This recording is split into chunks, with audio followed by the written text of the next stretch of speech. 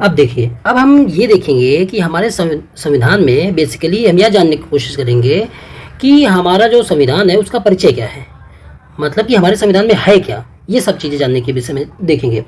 आपसे अगर कोई ये पूछे, आपसे संविधान के विषय में कोई ऐसे पूछ ले या ऐसे आपको लिखने को कह दे, तो आप क्या लिखेंगे? या मान लो कि 26 नवंबर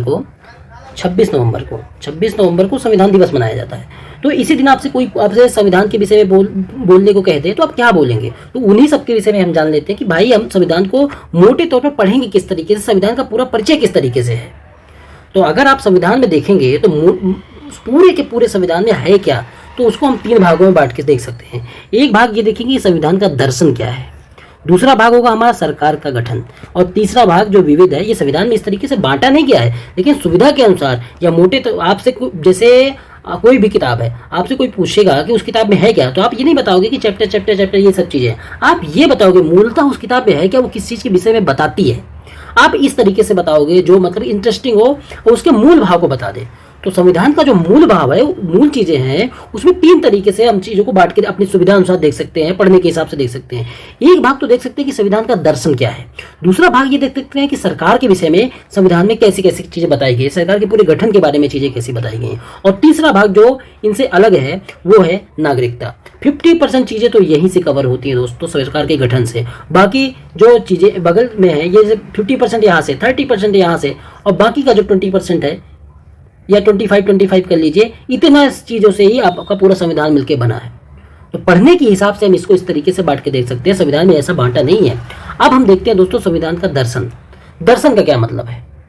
दर्शन का अगर आप शाब्दिक मतलब देखते हैं तो शाब्दिक मतलब ये तो होता है इसका देखना, लेकिन जब संविधान के दर्शन की आप बात करेंगे तो इसका मतलब ये हो जाएगा कि हमारा जो संविधान बना रहे थे लोग, या हमारे संविधान जो निर्माता थे, वो संविधान को किस तरीके से देखना चाहते थे, वो भविष्य के भारत का सपना किस तरीके से देखना चाहते थे।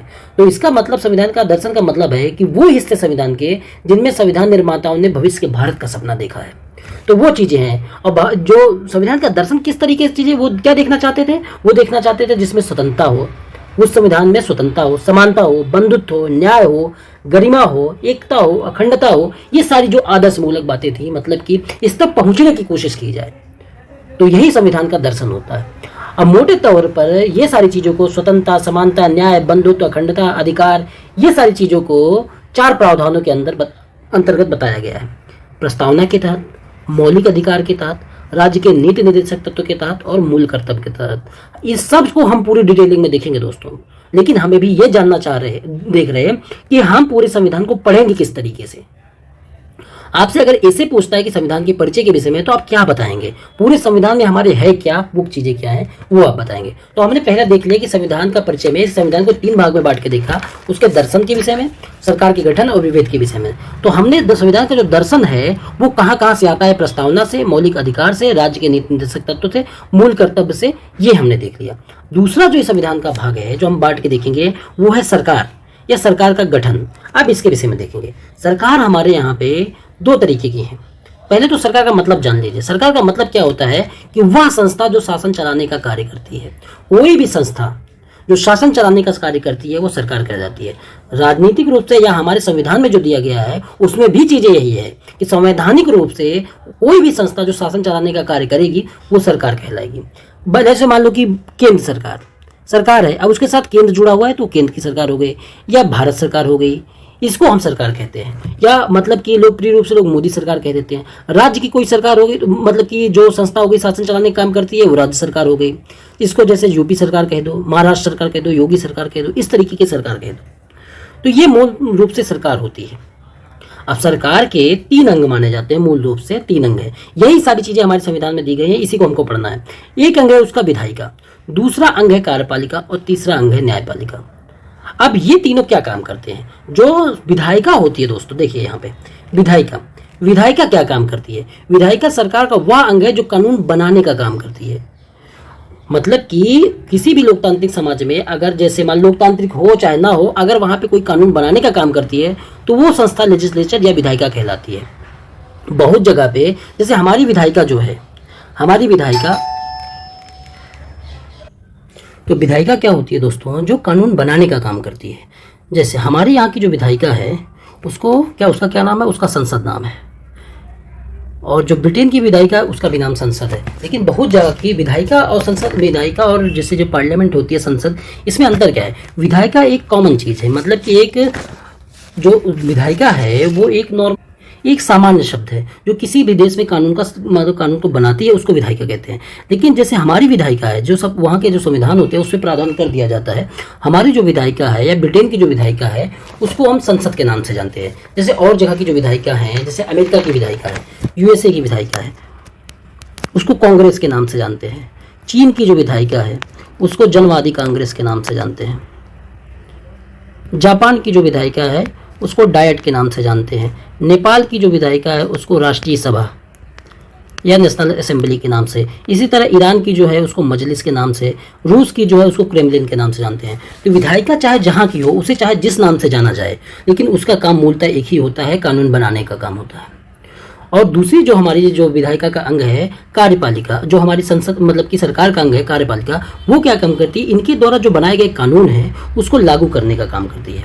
और तीसरा जो न्यायपालिका होती है दोस्तों, वो क्या काम करती है? वो विवादों का निपटारा या न्याय करती है। कुछ भी, चाहे इस स्तर पर विवाद, कानून बनाने के स्तर पर विवाद हो या फिर कानून लागू करने के स्तर पर विवाद हो या भ्रष्टाचार हो, कुछ भी हो, लागू करने पे या बनाने पे विवाद हो, उस विवाद का निपटारा कौन करता है? वो हमारी न्यायपालिका करती है। इसका काम ही यही है कि विवादों का निपटारा करना, न्याय देना। तो मूलतः हमने क्या देखा कि हमारे संविधान के दर्शन के विषय में हमने जान लिया, सरकार का जो अंग है विधायिका, कार्यपालिका और न्यायपालिका के विषय में जान लिया।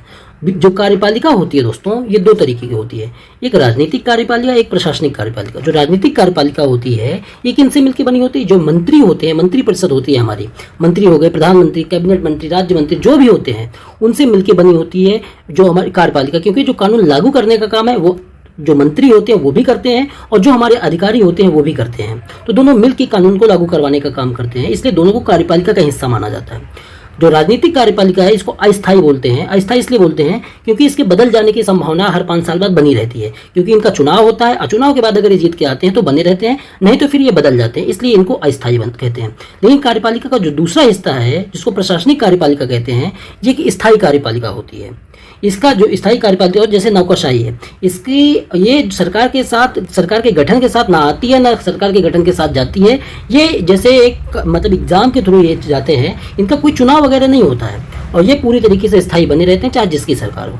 तो ये भी कानून को लागू करवाने का काम करते हैं। तो ये किस तरीके की मतलब की कार्यपालिका हो गई? ये स्थायी कार्यपालिका हो गई। ये 5 साल बाद हर बार चली नहीं जाती। इनको हटाना भी है तो एक स्पेशल प्रोसेस होगा, उस प्रोसेस के थ्रू इनको हटाया जाएगा। हर 5 साल में चुनाव के माध्यम से नहीं इनको हटाया जाएगा। अब देखिए, और अब इनको इसी को हम मोटे तौर से जान लेते हैं कि जो भारत में सरकार का जो गठन होता है वो किस तरीके का, जो विधायिका, कार्यपालिका, न्यायपालिका का जो गठन है वो किस तरीके से, हमारे संविधान ने इसके विषय में क्या बताया। तो हमारे संविधान ने जो चाहे विधायिका हो, कार्यपालिका हो, इनके दो स्तर हैं। न्यायपालिका हमारे यहाँ एकीकृत है। राज्य की और केंद्र सरकार की न्यायपालिका अलग अलग नहीं है, ये पूरी की पूरी तरीके से एकीकृत है और एक मतलब कि पिरामिड नुमा है।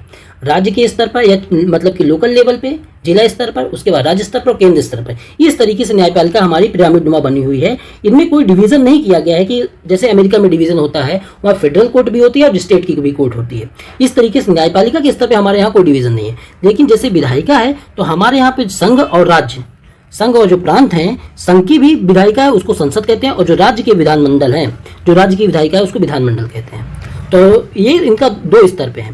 संसद में राज्यसभा है और लोकसभा है। इसी तरह प्रांतों में जो राज्य विधानमंडल है इसमें विधान परिषद है और विधान सभा है। इसी तरीके से जो कार्यपालिका है संघ में, उसके अंतर्गत राष्ट्रपति आते हैं कार्यपालिका में। क्योंकि कार्यपालिका एक किस तरीके की होती है? कार्यपालिका 2 तरीके की, एक स्थायी एक अस्थायी। अस्थायी जो राजनीतिक होती है, स्थायी जो एक मतलब कि प्रशासनिक होती है। तो जो अस्थायी है उसमें राष्ट्रपति, उपराष्ट्रपति, प्रधानमंत्री, मंत्रिपरिषद, ये सब कार्यपालिका के हिस्से हैं। और केंद्रीय सेवाएं के जो अधिकारी हैं वो सब किसके हिस्से हैं? राजनीतिक कार्यपालिका के मतलब कि संघ के रूप में। इसी तरीके से राज्य में राज्यपाल, मुख्यमंत्री, राज्य जैसे उपराष्ट्रपति है यहाँ पे, इस तरीके से उपराज्यपाल का पद नहीं होता यहाँ पे। राज्य मंत्रिपरिषद, राज्य सेवाएं, दिल्ली में अगर आप कहेंगे उपराज्यपाल का पद है तो उसका डिप्टी जो गवर्नर नाम नहीं है, उसका मतलब कि जैसे एक राज्यपाल है उसके बाद उपराज्यपाल नहीं है। वहाँ का जो डिप्टी कमिश्नर है दिल्ली का, वही मतलब कि राज्यपाल के हैसियत के बराबर है। वहाँ अलग से कोई उपराज्यपाल नहीं है। तो यहाँ राज्यों के स्तर पर उपराज्यपाल नहीं होते, राज्यपाल, मुख्यमंत्री, राज्य मंत्रिपरिषद, राज्य सेवाएं या प्रांतीय सेवाएं, तो ये तीनों हो गए वहाँ के जो राजनीतिक कार्यपालिका और ये प्रशासनिक कार्यपालिका के हिस्से हो जाते हैं। ये पूरा का पूरा स्ट्रक्चर हमारे संविधान में बताया गया है। और न्यायपालिका में सुप्रीम कोर्ट, फिर उसके नीचे हाई कोर्ट, उसके नीचे जिला कोर्ट और अन्य होते हैं। तो इस तरीके से हमारे यहाँ जो न्यायपालिका है उसकी हायरार्की पाई जाती है। तो हमने मोटे तौर पे दोस्तों सरकार का गठन के विषय में देख लिया, और क्या देख लिया, जो संविधान का दर्शन है उसको भी देख लिया। अब तीसरा जो हिस्सा इसका विविध है उसको देखते हैं। विविध में अब बचा हुआ पार्ट है, मतलब कि अगर आप दर्शन कवर कर लेते हैं और सरकार का गठन कवर कर लेते हैं तो 70 से 80% चीजें आपकी कवर हो जाती हैं। और विविध में बाकी जो संविधान का बचा हिस्सा है वो क्या है, जैसे नगर पालिका, नागरिकता हो गई, पंचायती राज हो गए, नगर पालिका, केंद्र राज्य संबंध, और क्या निर्वाचन, संविधान संशोधन या भाषा संबंधी प्रावधान, ये सब चीजें जो हैं, या संविधान संशोधन कुछ भी है जो एक्स्ट्रा इनके अलावा बचता है उसको हम तीसरे भाग में बांट के पढ़ लेते हैं। एक तो पढ़ने में आसानी होती है और आपको पूरे एक स्ट्रक्चर्ड फॉर्म में पहले दर्शन कवर कर लिया आपने, फिर सरकार कवर कर ली, उसके बाद बचे हुए पार्ट को कवर कर लिया। इसी हिसाब से हम पूरे पॉलिटी को कवर करेंगे। तो इस